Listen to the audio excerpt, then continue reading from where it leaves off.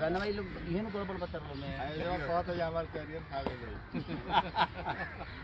अगले 600 रन मार दिया होता ना सर, इस हिसाब से बॉल मार रहा हूँ। बहुत दूर मार रहा है 600 रन हो गया 600 रन अगले रन गिरे गए तो बहुत हो गए।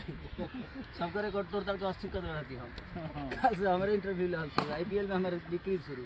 फिर हम लोगों का सीसीएल में पढ़ना पड़ता है जिंदगी में एक चीज़ देखिए, कोई भी चीज़ अगर आप शिद्दत से करते हैं उस वक्त सिर्फ अगर उसी के लिए सोचते हैं तो उससे बेहतर कुछ नहीं हो सकता। आप बेहतर कर सकते हो अगर सिर्फ उस पर फोकस करके कर रहे हो तो।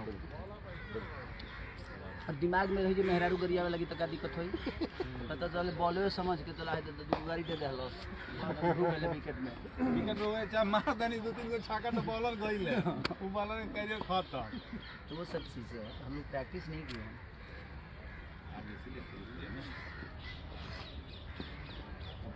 पानी लाओ बॉल कभी करूँ थोड़ा।